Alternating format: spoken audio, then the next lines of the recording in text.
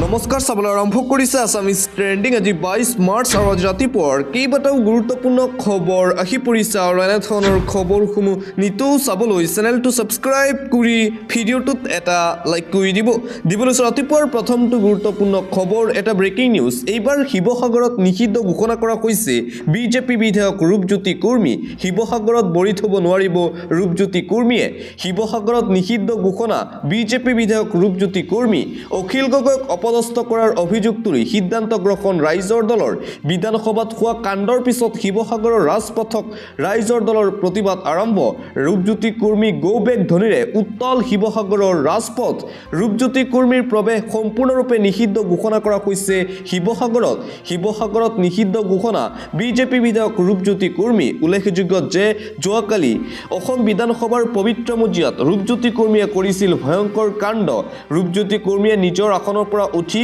BJP বিধায়ক ৰূপজ্যোতি কুৰ্মীয়ে chairman Ali আৰু অখিল গগৈক মাৰিবলৈ খেদি আহিছিল আৰু তাৰ পিছতেই এইবাৰ সমগ্ৰ অসমৰ লগতে শিৱসাগৰতো দেখিবলৈ পোৱা গৈছে ৰূপজ্যোতি কুৰ্মীৰ বিৰুদ্ধে তীব্ৰ প্ৰতিবাদী কাৰ্যসূচী আনকি ৰূপজ্যোতি কুৰ্মীক শিৱসাগৰত সম্পূৰ্ণৰূপে নিষিদ্ধ ঘোষণা কৰা হৈছে ৰূপজ্যোতি কুৰ্মীয়ে প্ৰৱেশ কৰিব নোৱাৰিব শিৱসাগৰত আৰু আনপিনে ৰূপজ্যোতি কুৰ্মীক নিজ সমষ্টিতেই নিষিদ্ধ ঘোষণা কৰা হৈছে ৰূপজ্যোতি কুৰ্মীৰ বিৰুদ্ধে নিজ সমষ্টিত উত্তাল প্ৰতিবাদ শিৱসাগৰত প্ৰৱেশ নিষিদ্ধৰ পিছতেই এইবাৰ মৰিয়নি সমষ্টিত প্ৰতিবাদ দেখিবলৈ পোৱা গৈছে নিজ সমষ্টিৰে ভিন্ন প্ৰান্তত জ্বলিল ৰূপজ্যোতি কুৰ্মীৰ পুত্তলিকা ৰূপজ্যোতি কুৰ্মী মুৰ্দাবাদ বিজেপি চৰকাৰ মুৰ্দাবাদ ধ্বনিৰে উত্তাল মৰিয়নিৰ ৰাজপথ মৰিয়নি থানা তিনিআলিত প্ৰতিবাদকাৰী আৰু আৰক্ষীৰ মাজত বাক বিতণ্ডা দেখিবলৈ পোৱা গৈছে অখিল গগৈ চেয়াৰমেন আলীলৈ চোচালোৱা কাৰ্যক সমালোচনা KMSSৰ ৰূপজ্যোতি কুৰ্মীৰ বিৰুদ্ধে মুঠতে সমগ্ৰ অসমতেই এতিয়া প্ৰতিবাদ দেখিবলৈ পোৱা গৈছে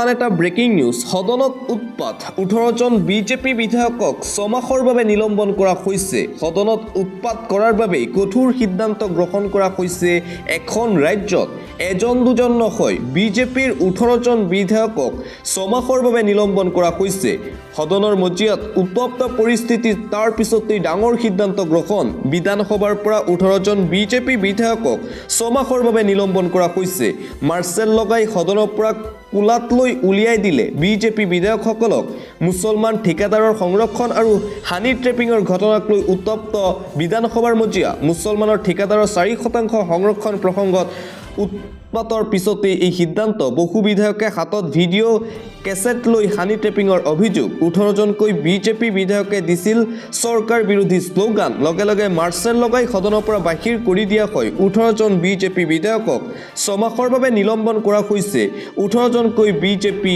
বিধায়কক কৰ্ণাটকৰ বিধানসভাৰ অধিৱেশনত হুলস্থলীয়া পৰিৱেশৰ সৃষ্টি হৈছিল সদনৰ মজিয়াত উত্তপ্ত পৰিস্থিতিৰ সৃষ্টি হোৱাৰ বাবে বিজেপিৰ 18গৰাকীকৈ বিধায়কক মাৰ্চেল লগাই 6 মাহৰ বাবে নিলম্বন কৰা হৈছে কৰ্ণাটকত আন এটা ব্ৰেকিং নিউজ 35 লাখ মুছলমানক কৰা অপমান সহ্য নকৰোঁ ৰাজ্যজুৰি আমচুৰ তীব্ৰ প্ৰতিবাদী কাৰ্যসূচী দেখিবলৈ পোৱা গৈছে ধুবুৰীক মিনি বাংলাদেশ আখ্যা দিছিল বিজেপিৰ সাংসদে তাৰ পিছতেই উত্তাল ধুবুৰী মিনি বাংলাদেশ নহয় ধুবুৰীত এতিয়া প্ৰতিবাদী কাৰ্যসূচী 35 লাখ মুছলমানক কৰা অপমান সহ্য নকৰোঁ বুলি হুংকাৰ আমচুৰ বিজেপি সাংসদ সুধাংশু ত্ৰিবেদীৰ মন্তব্যক লৈ ৰাজ্যজুৰি আমচুৰ প্ৰতিবাদ 24 ঘণ্টাৰ ভিতৰত অসমবাসী আৰু ধুবুৰীবাসীৰ ওচৰত ক্ষমা খোজক সুধাংশুৱে ক্ষমা নুখুজিলে সমগ্ৰ অসমত গণতান্ত্ৰিক আন্দোলন কৰাৰ হুংকাৰ আমচুৰ বৰপেটা জিলা আমচুৰ তীব্ৰ প্ৰতিবাদ কাৰ্যসূচী দেখিবলৈ পোৱা গৈছে বিলাসীপাৰা জিলা আমচু আৰু ছাত্ৰ মুক্তি সংগ্ৰাম সমিতিৰ তীব্ৰ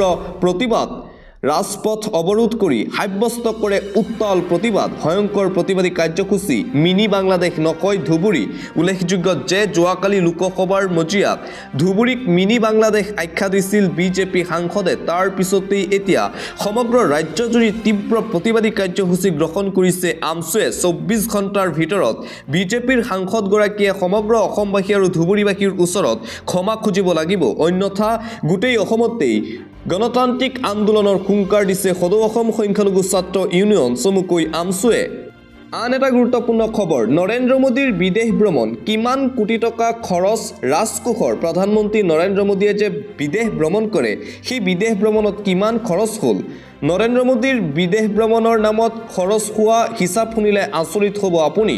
প্ৰধানমন্ত্ৰীৰ বিদেশ ভ্ৰমণৰ বাবদ খৰচ হোৱা ধনৰ হিচাপ দিলে কেন্দ্ৰীয় বৈদেশিক পৰিক্ৰমা ৰাজ্যিক মন্ত্ৰী পবিত্ৰ মাৰ্ঘেৰিটাই। 2022 চনৰ মে' মাহৰ পৰা 2024 চনৰ ডিচেম্বৰলৈকে প্ৰধানমন্ত্ৰী নৰেন্দ্ৰ মোদীয়ে ভ্ৰমণ কৰিছিল 38খন দেশ। নৰেন্দ্ৰ মোদীৰ এই ভ্ৰমণকালত ৰাজকোষৰ পৰা সৰ্বমুঠ খৰচ হৈছিল প্ৰায় 258 কোটি টকা। 2023 বৰ্ষত মোদীৰ আমেৰিকা ভ্ৰমণৰ কালত সৰ্বাধিক খৰচ হৈছিল 22 কোটি 89 লাখ টকা। বিগত বৰ্ষৰ ছেপ্টেম্বৰ মাহত পুনৰবাৰ মোদীৰ আমেৰিকা ভ্ৰমণৰ বাবদ খৰচ হৈছিল 15.33 কোটি টকা। প্ৰধানমন্ত্ৰীৰ বিদেশ যাত্ৰাক লৈ ৰাজ্যসভাত এই তথ্য দাখিল কৰিছিল বৈদেশিক পৰিক্ৰমাৰ ৰাজ্যিক মন্ত্ৰী পবিত্ৰ মাৰ্ঘেৰিটা। সংসদত মোদীৰ বিদেশ ভ্ৰমণৰ সন্দৰ্ভত কেন্দ্ৰৰ পৰা তথ্য বিচাৰিছিল কংগ্ৰেছ দলে আৰু তাৰ পিছতেই এই তথ্য দাঙি ধৰিছে সাংসদ পবিত্ৰ মাৰ্ঘেৰিটাই। বিদেশ ভ্ৰমণৰ নামত কোটি কোটি টকা খৰচ কৰিছে ভাৰতৰ প্ৰধানমন্ত্ৰী নৰেন্দ্ৰ মোদীয়ে। আন এটা গুৰুত্বপূৰ্ণ খবৰ, মুছলমানৰ বাবে আহি গ'ল নতুন আইন। মুছলমান ঠিকাদাৰে লাভ কৰিব 4% সংৰক্ষণ। পবিত্ৰ ৰমজান মাহৰ তৃতীয়টো জুম্মা নামাজতেই আহিল মুছলমানৰ বাবে নতুন আইন। বিজেপি বাধা নেওচি কংগ্ৰেছে আনিলে মুছলমানৰ বাবে KTPP আইন। কৰ্ণাটকৰ বিধানসভাত গৃহীত হ'ল KTPP আইন। এতিয়াৰে পৰা কৰ্ণাটকত মুছলমান ঠিকাদাৰে লাভ কৰিব 4% চৰকাৰী ঠিকাত সংৰক্ষণ। বিজেপিয়ে সদনত ইয়াৰ বিৰোধিতা কৰাৰ পিছতে মাৰ্চেল লগাই বাহিৰ কৰি দিয়া হৈছিল বিজেপি বিধায়কসকলক। ৰমজান মাহতেই মুছলমান লোকলৈ ভাল খবৰ দিলে কংগ্ৰেছে। কৰ্ণাটকৰ মুছলমান ঠিকাদাৰক সংৰক্ষণৰ সুবিধা দিছে কংগ্ৰেছ চৰকাৰে।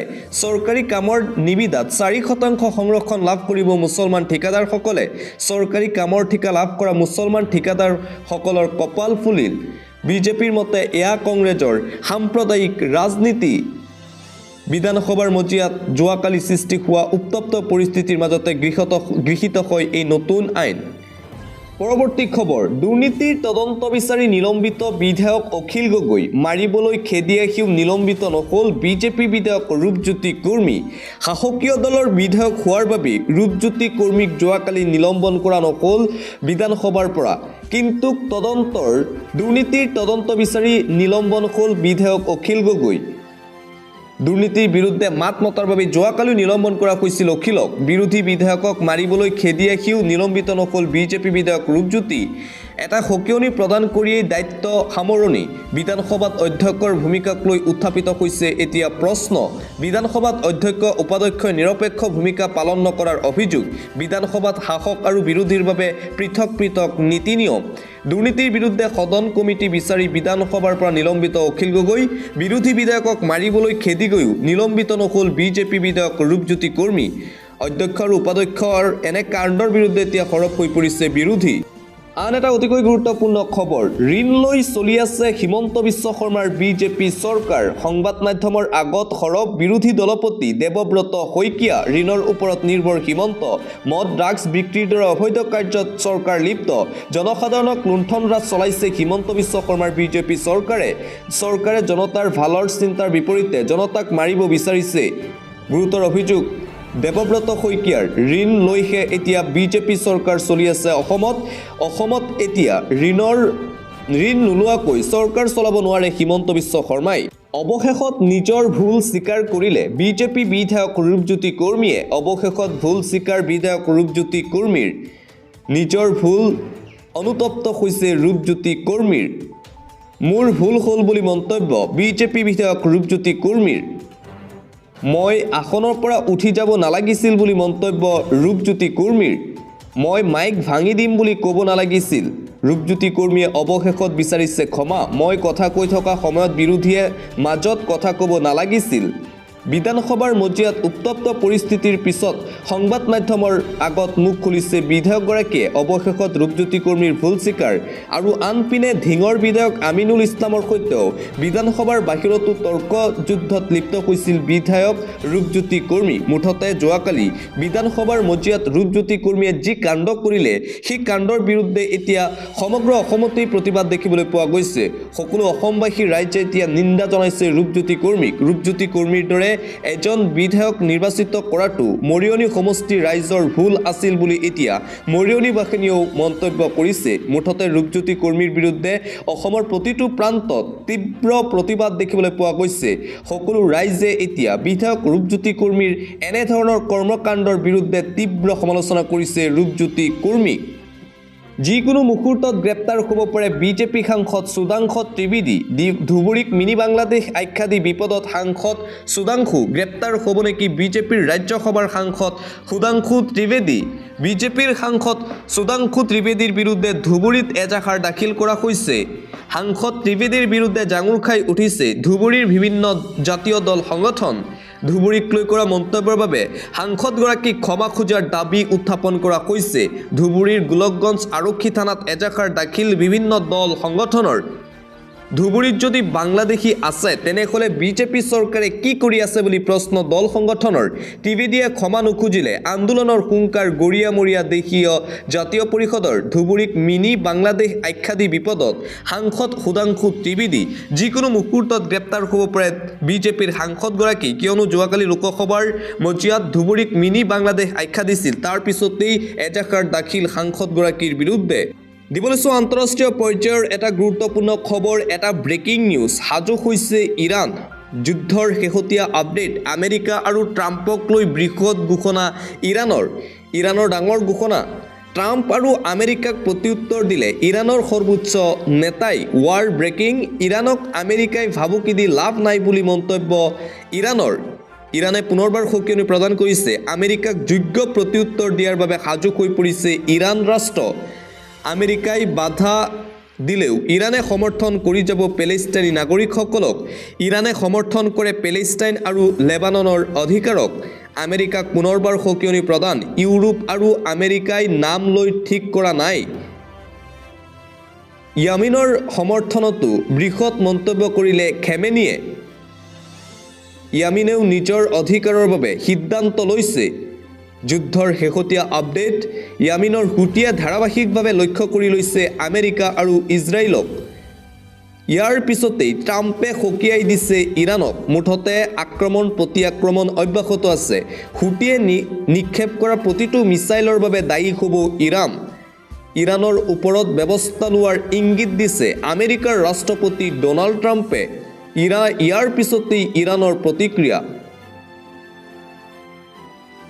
আমেৰিকা আৰু ট্ৰাম্পক লৈ বৃহৎ ঘোষণা ইৰাণ ৰাষ্ট্ৰৰ। আন এটা গুৰুত্বপূৰ্ণ খবৰ, যৌন নিৰ্যাতন। আৰক্ষী বিষয়াক এইবাৰ 5 বছৰৰ কাৰাদণ্ড দিয়া হৈছে। খুদ আৰক্ষী বিষয়াই এইবাৰ যৌন নিৰ্যাতনত জড়িত। যৌন নিৰ্যাতন কৰি 5 বছৰৰ সশ্ৰম কাৰাদণ্ড আৰক্ষীক। আদালতে বিহিলে 50,000 টকাৰ জৰিমনা। 8 বছৰৰ পাছত নিৰ্যাতিতাই লাভ কৰিলে ন্যায়। অভয়াপুৰীৰ অতিৰিক্ত জিলা আৰু সত্ৰ ন্যায়াধীশ আদালতৰ এই ঐতিহাসিক ৰায়দান। 2018 চনত আৰক্ষী বিষয়া নিজামুদ্দিন ভূঞাই নাবালিকাক চলাইছিল যৌন নিৰ্যাতন। যৌন নিৰ্যাতন কৰি 5 বছৰৰ সশ্ৰম কাৰাদণ্ড আৰক্ষীক। আদালতে বিহিলে 50,000 টকাৰ জৰিমনা।